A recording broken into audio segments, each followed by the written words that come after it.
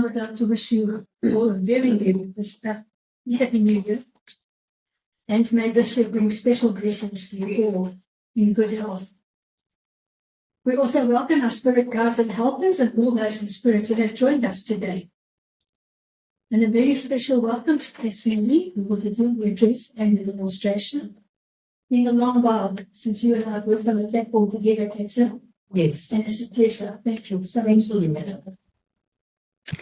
People have often asked me the same old question: why do good people have a rough time?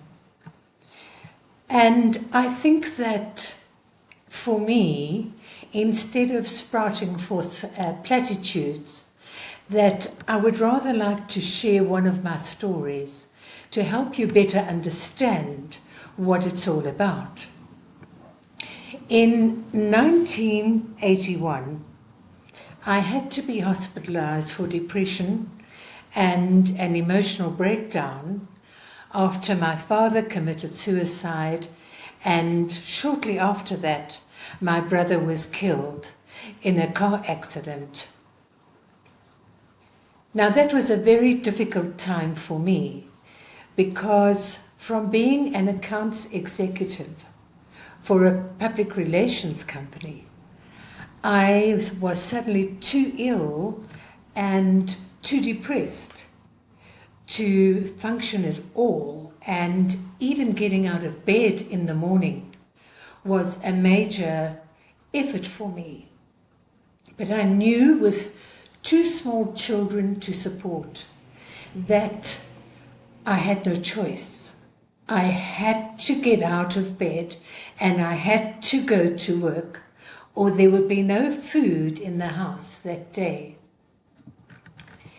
It was a very difficult time, having been retrenched, and the only income being a very small amount of maintenance monthly for my two boys. But I managed to get myself together, and I started doing temp jobs, and that only paid R5 an hour in 1981. And the other problem was that the medical aid refused to pay the medical bills.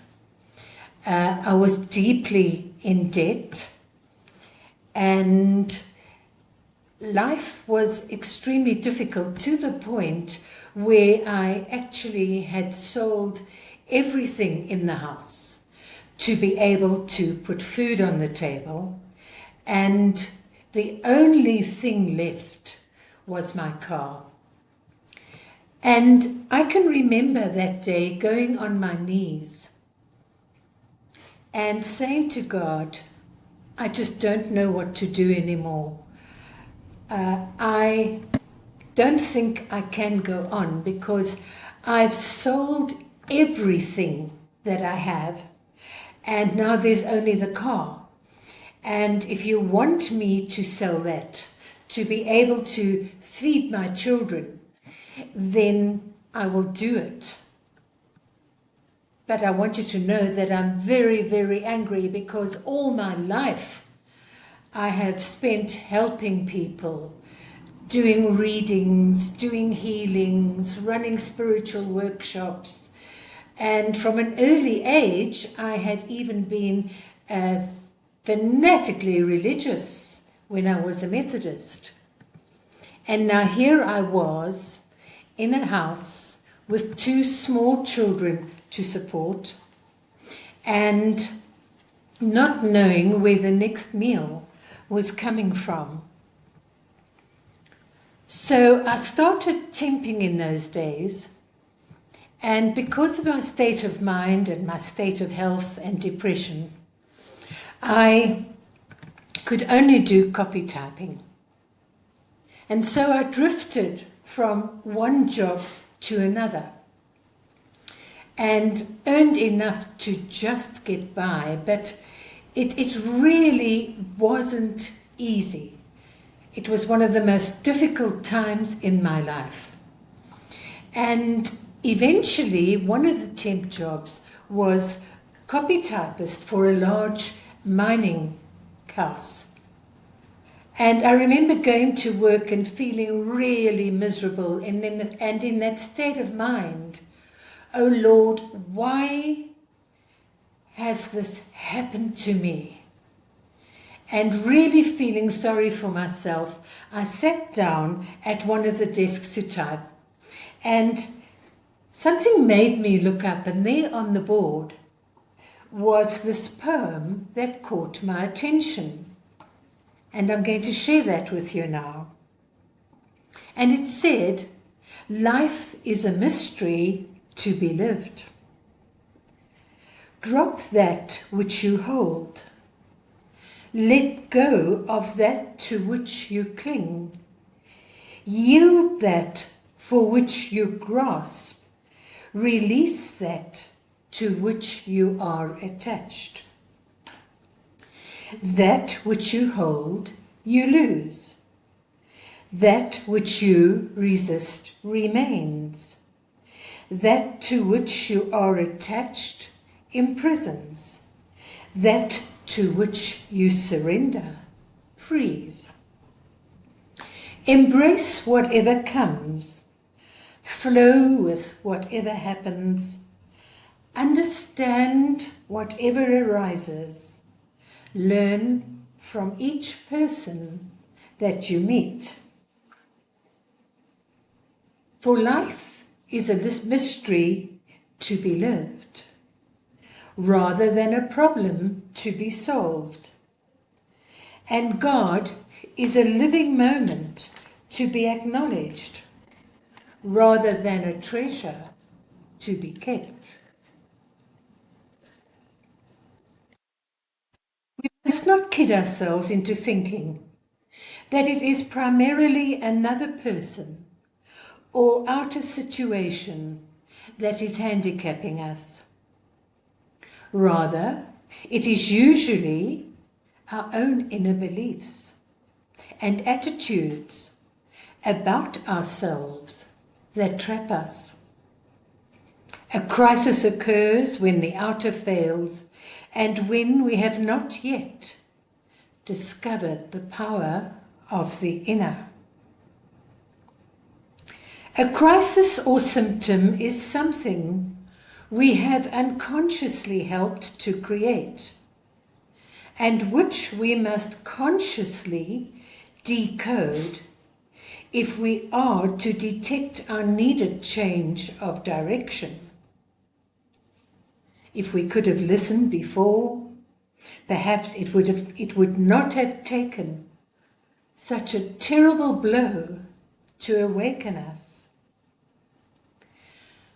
The crisis could be compared to the blowout, and we are angry that our trip has been interrupted. Only later do we realize that ahead of us, in the darkness, was a precipice. We really reach the point of arranging our own self-change. So life must give us assistance towards change, often in the form of a crisis. If we feel cheated, helpless, or undone, remember that God is sorrow, that sorrow is God in disguise.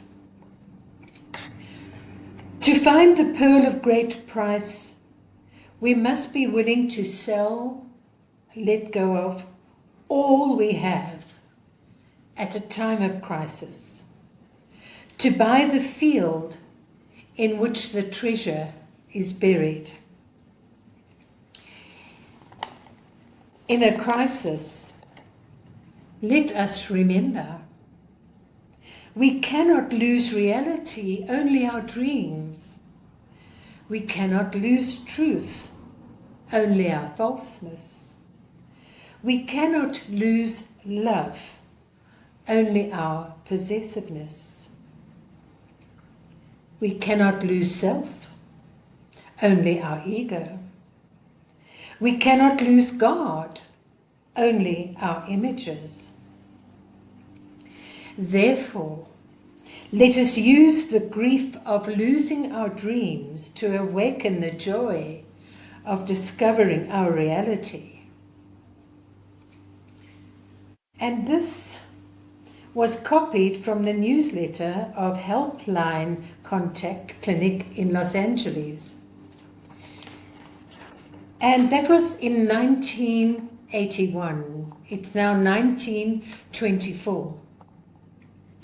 And I am sending out the same message to everybody who at the moment is going through the dark night of the soul. Now, that was the turning point in my life. And I realized very soon that no one was coming to rescue me, that there would be no knight in shining armor. And the only way through this was to go into it, face it, and draw on my inner resources to come out of this deep depression and to continue creating some kind of life for my children. And in my early 20s, I studied metaphysics. And one thing that stuck with me was you've got to fake it till you make it. And so I allowed my thoughts to journey back to everything I had taught while I was studying metaphysics.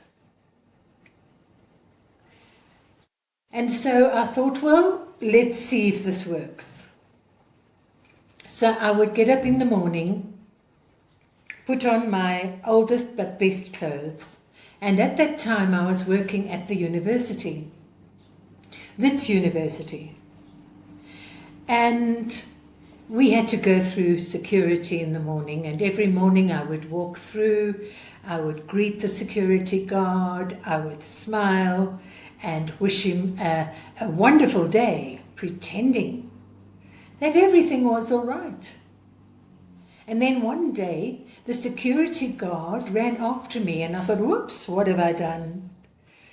And he said to me, I wish I could be like you. And I thought, what on earth is this man talking about?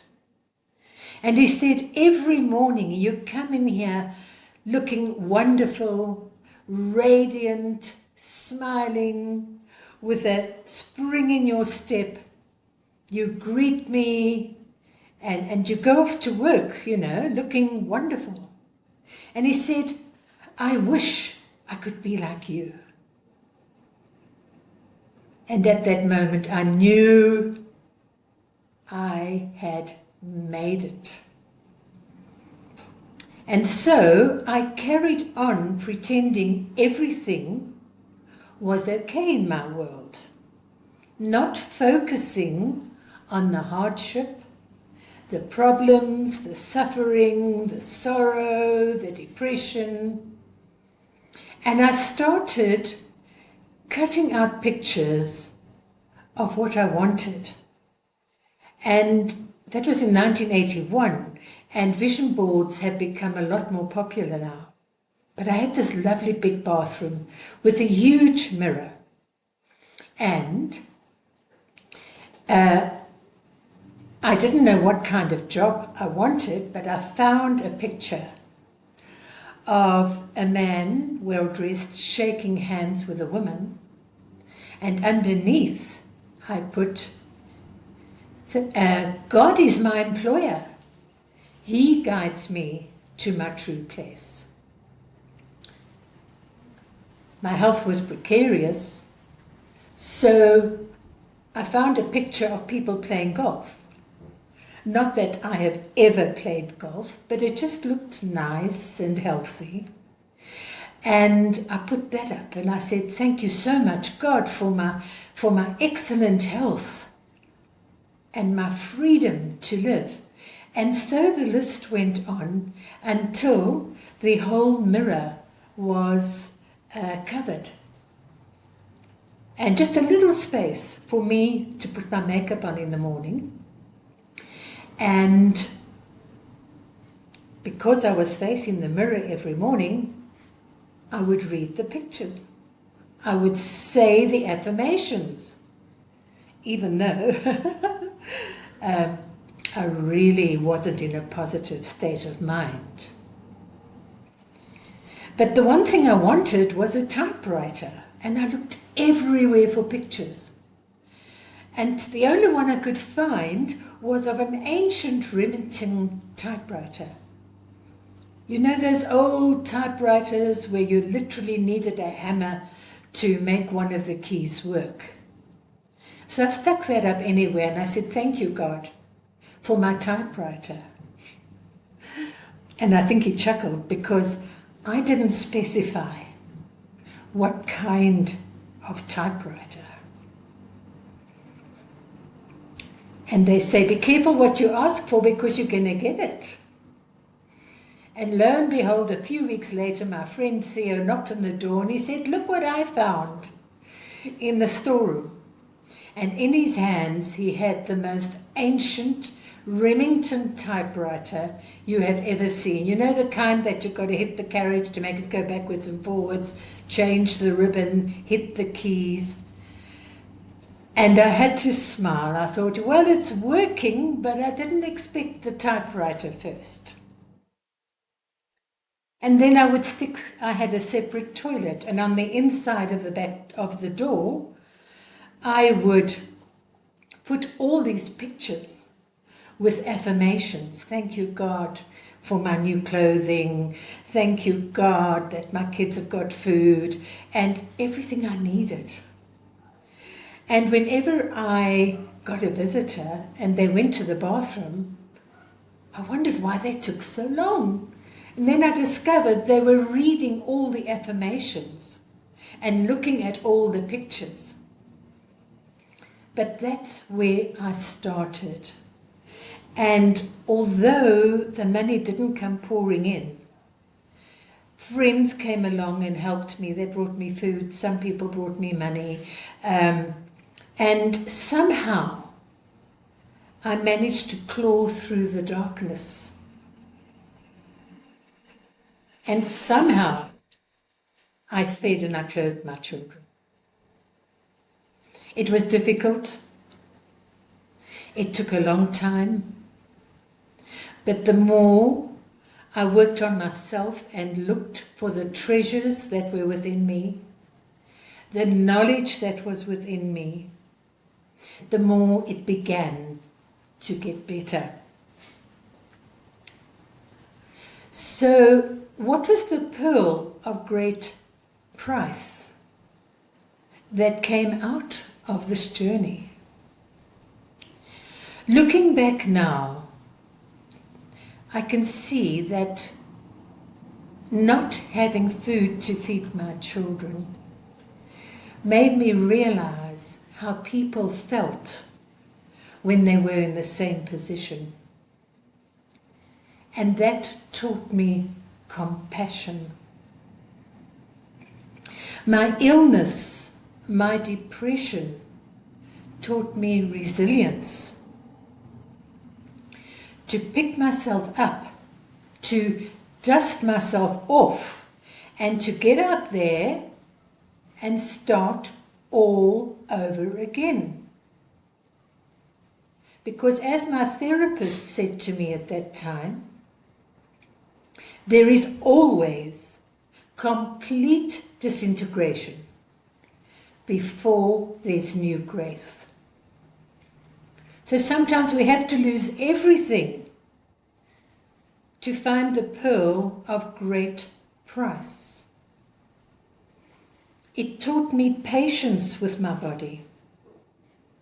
It taught me how to manage my depression. It taught me the value of money and how to budget, and the danger of credit. In fact, there was so many spiritual lessons I learnt from that. And eventually I did find employment as PA to the MD of a packaging company. And slowly things got better and I started rebuilding my life, getting my self-confidence back. And I feel so proud that today I can stand here and tell you my story, because I am still standing. And since then, I have had 3 strokes. There have been more tragic losses in the family. And after 1 stroke, I had to learn to speak again. But all those things are behind me now. Because as a result of those experiences, I do believe as all those things have made me a better lay counselor, a better spiritual counselor, a better healer. Because I too have walked the walk. And I can identify with what other people are going through. So in conclusion, remember things may look bleak and they may look quiet and you may think, but when are my prayers going to be answered? But underneath, God is working out a far better plan, a far better life than the one you've had now. And so good things take time.